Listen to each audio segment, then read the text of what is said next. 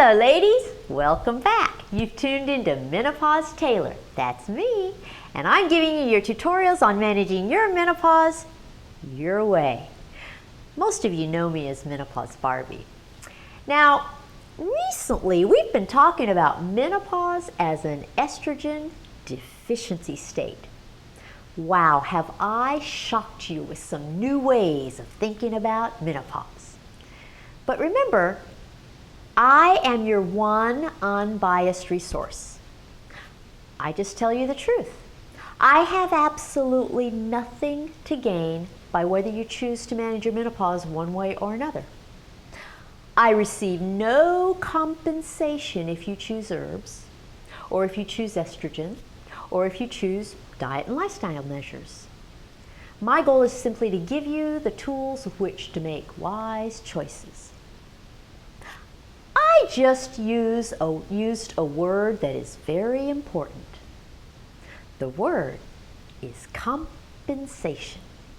And that's what we're talking about today. Specifically, we're talking about compensating for the fact that at menopause, your body no longer produces estrogen. And the fact is that your body needs estrogen.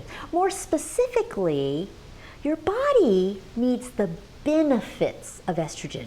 So this video isn't about taking estrogen per se. It's about finding some way to get the benefits of estrogen. Now, maybe you're thinking, oh, hogwash. What difference does it make? Why should I watch this video? Well, here's why. Failure to understand that compensating for the benefits of estrogen is one of the biggest mistakes women make. And that's because whether you're a fan of estrogen or not, it did a lot of wonderful things for your health. And now that you don't produce it anymore, you need to find a way to accomplish those wonderful things. So this may be one of the most important videos of all. Don't skip it. Skipping it could strip you of many, many precious years. So give me your full attention. You don't even need the book or the outline notes for this, but if you haven't watched the video just before this one, do so before you watch this one. So let's start by defining the word compensation. If you look that word up in the dictionary, you'll find a couple of different definitions. So one definition of compensation is correction of a defect or loss in the body by increased functioning of another part of the body. So for example, a blind person develops superior hearing and a keen sense of touch. Why? Because Mother Nature knows that without eyesight, a blind person needs other senses to survive. Okay, so another definition of compensation is something that constitutes an equivalent value or result as something else. And in law, when someone is harmed, we try to compensate that person in order to make him or her whole again. In other words, we try to make up for the loss. So when it comes to estrogen, the goal is to make up for the loss of estrogen. You want to try to correct for that loss and avoid the harm that living without estrogen will cause.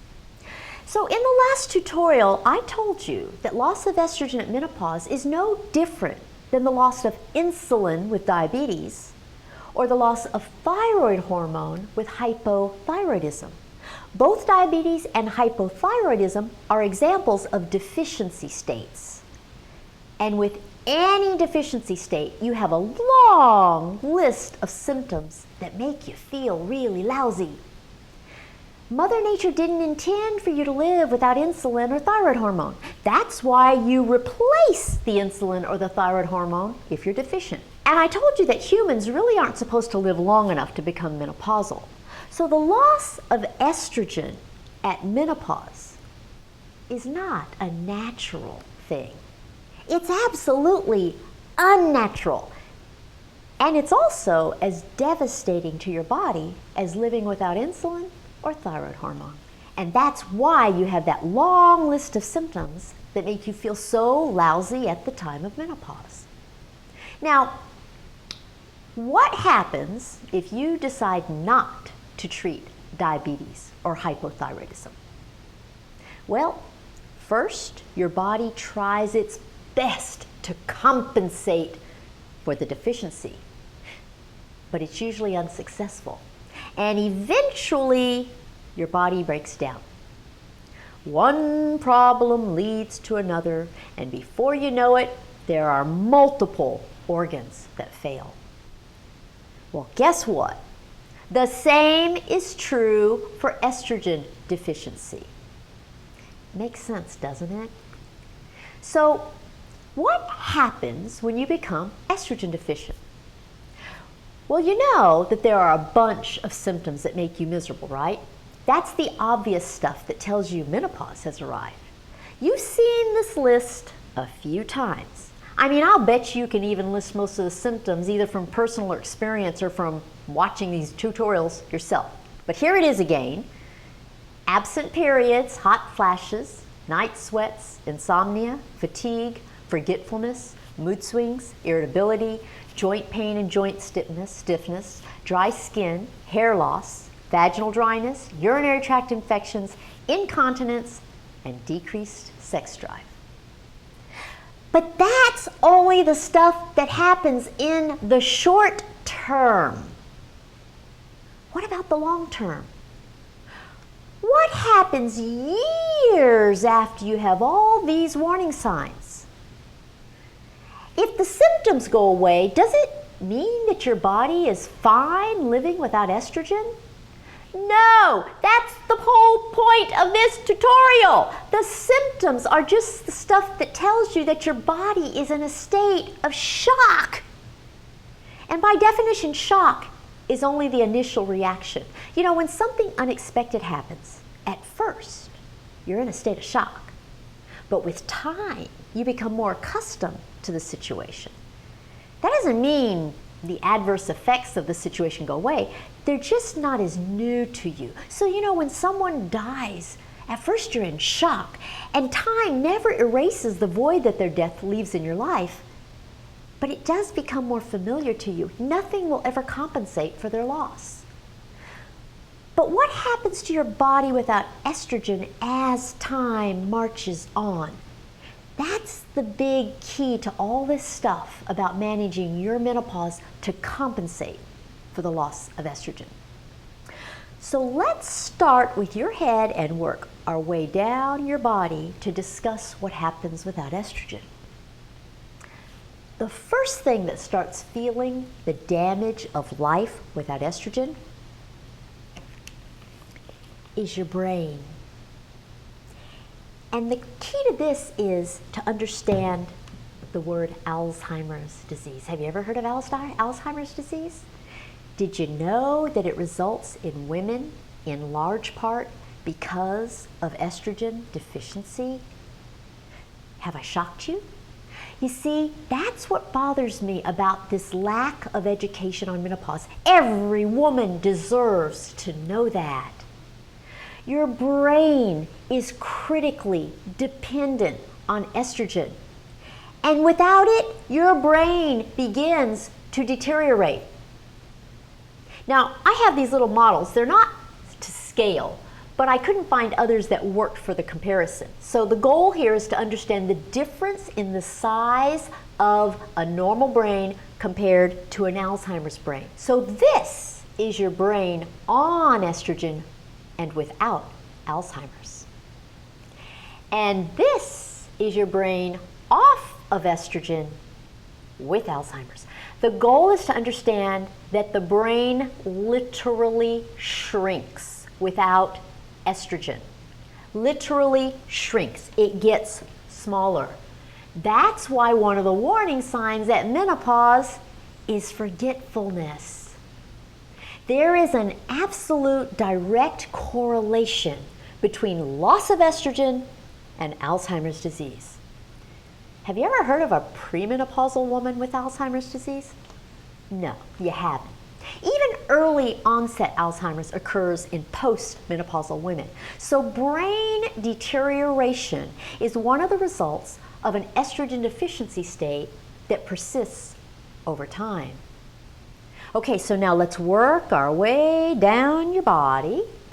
What's next? Next is your heart.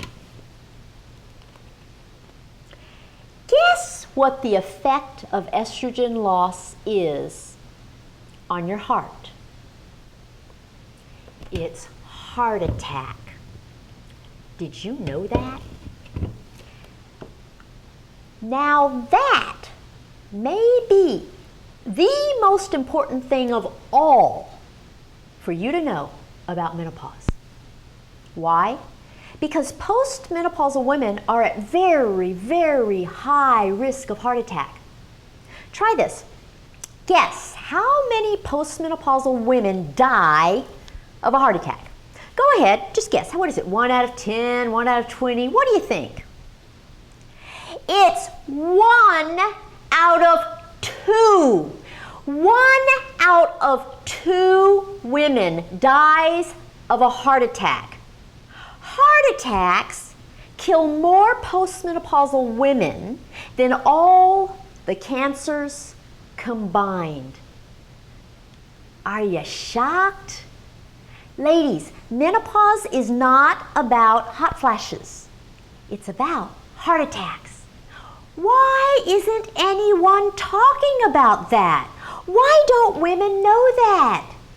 Don't you find it unacceptable that you didn't know that? Aren't you glad you're watching this video and learning that? Now you're probably wondering why in the world loss of estrogen would lead to a heart attack. Well, here's why. Have you ever heard of hardening of the arteries? The term is quite apropos because that is exactly what happens as a result of estrogen loss. Estrogen serves to keep your arteries nice and soft and supple. They're like this. They're very soft, they're very supple, and they really respond easily to the movement of blood. But without estrogen, your arteries start to get stiffer and harder, and they just don't move as well. And then they continue to get stiffer and harder every year you go out that estrogen until eventually they're really, really hard and immobile. That is hardening of the arteries. Eventually, they're too stiff to transport blood to your heart effectively. The stiff artery is stiff because plaque has built up on the inside, making the artery wall very thick. So here you have a representation of the artery wall itself. This one is normal. Do you see how it's nice and open? Plenty of blood can flow through this artery. Then the plaque starts building up. That's that yellow gunk on the inside. And with time, the plaque builds up even more.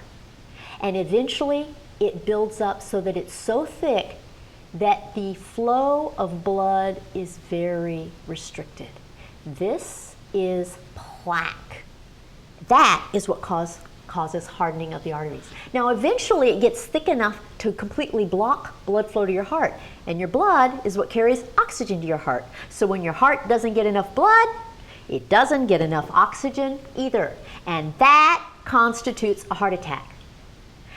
Now, don't you think it's absolutely crazy that women are focused on hot flashes and not on heart attacks? I mean, 1 out of 2 women dies from a heart attack. That's crazy. Before I explode, let's move on down the body. Let's talk about your bones. So, here we have a representation of the spinal column. Now, I know you've heard the word osteoporosis, right? Guess what it means? Guess what causes it? I'm going to bet anything that you answered estrogen loss as the cause. And if so, you're absolutely right. Osteoporosis means bone loss, and it's a direct consequence of estrogen loss. So, this is what your bone looks like with estrogen. And this is what your bone looks like without estrogen. With estrogen, without estrogen. Pretty significantly different, isn't it? So estrogen loss equals bone loss. Now, are you ready for another shocker? In the first 5 years of postmenopause, you lose 2% of your bone per year. That's 10% of your bone in just 5 years. Can you believe it?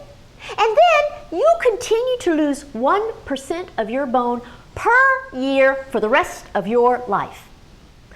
Again, most women do not know this. That's unacceptable.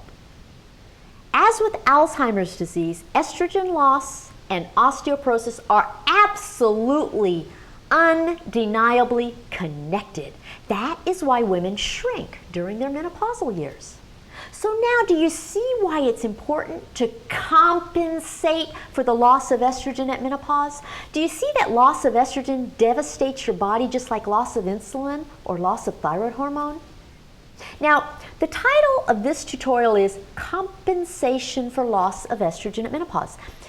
It's not an ad for estrogen. I am not saying that every woman has to take estrogen. You know me, I'm unbiased. Frankly, you can do whatever you want for your menopause, but for heaven's sake, I want you to know the consequences of various options. So that word compensation means that you need to know that there are severe, devastating consequences of living without estrogen, namely Alzheimer's disease, heart attack, and osteoporosis. And if you wish to avoid these consequences, you have to compensate for the loss of estrogen. And the good thing is there are various ways in which to do that. That's why I talk about options in all categories. So there's diet and lifestyle, vitamins and minerals, botanicals and herbs, hormonal medications, non-hormonal medications, acupuncture, hypnosis. But for purposes of compensating for estrogen deficiency in the long term and avoiding all these diseases, I'm not going to even mention acupuncture and hypnosis. I'm going to leave them out completely. Why? Because neither acupuncture nor hypnosis can do anything to help you prevent any of these diseases.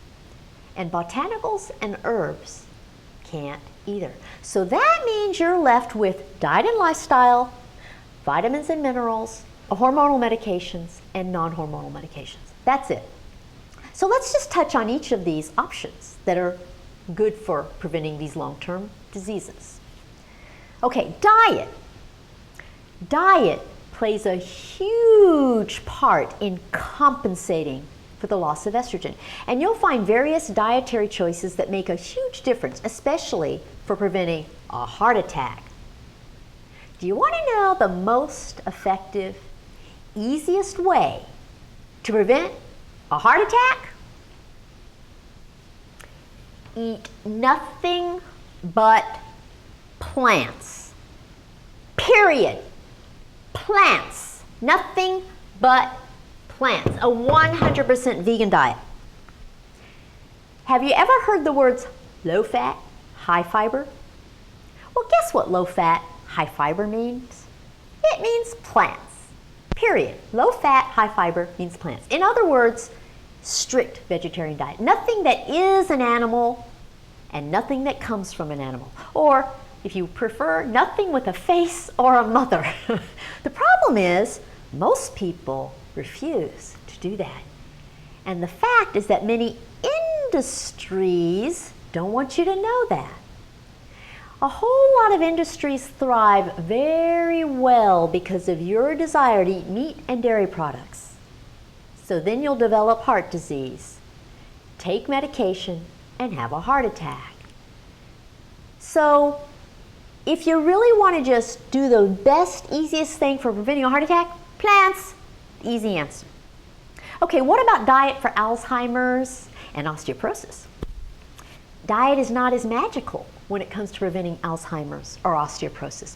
You'll probably need a lot more than just dietary options for those two.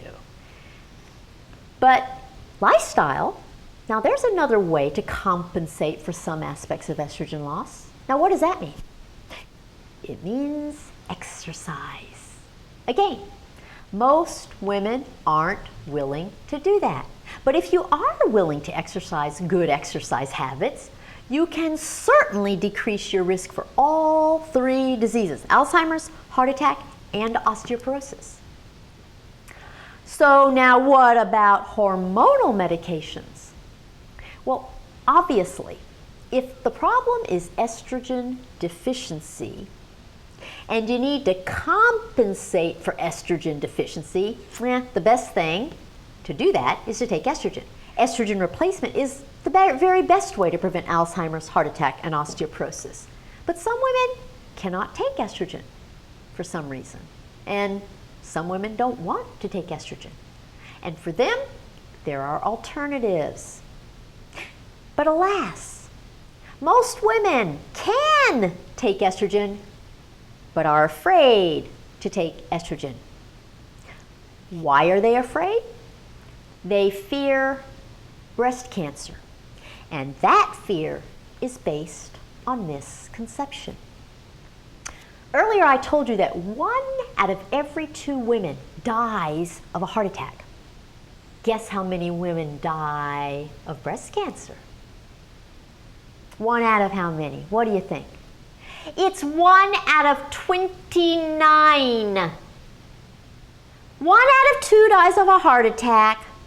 1 out of 29 dies of breast cancer. So instead of replacing estrogen to prevent the most likely cause of death, most women fear estrogen because they believe it will cause a disease that is not likely to kill them at all.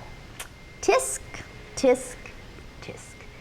And are you ready for another shocker? There's no proof that estrogen even causes breast cancer. But even if you're still opposed to taking estrogen, there are all sorts of non-hormonal medical options to prevent these diseases. For instance, you can prevent osteoporosis by using one of the SERMs. Remember the SERMs? I taught you all about those in videos 34 and 35. And there are all sorts of lipid-lowering drugs to prevent a heart attack. You've heard of Lipitor and Pravachol and Mevacort, even aspirin. Unfortunately, there aren't non-hormonal medications for preventing Alzheimer's. But do you see what I mean by compensation? You see, I've given you different categories: diet, lifestyle, hormonal medications, non-hormonal medications. There are different ways to compensate for the different benefits of estrogen on the different parts of your body. Your job is to find something that will work for you. And that's what I'm teaching you in these videos. But whatever you do, do not assume that your body doesn't need the benefits of estrogen. The key is compensation. You need to know that your body does need estrogen, and without it, your body will suffer. So you need to compensate for the beneficial effects of estrogen. It makes sense, doesn't it? Now, how you do that is entirely up to you, but whatever you do, don't go through the rest of your life in a deficiency state that causes devastating diseases. Do something to compensate.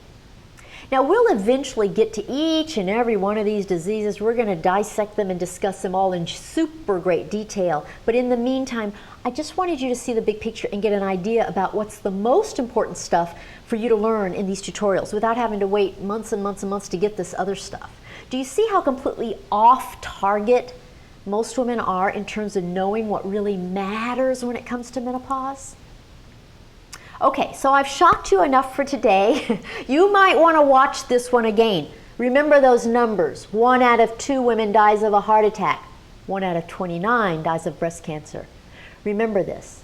I hope I didn't shock you too much. Well, you know, actually, I do hope I shocked you. I hope I shocked you so much. I hope I shocked you enough to save your life. That's my goal. Okay. Bye.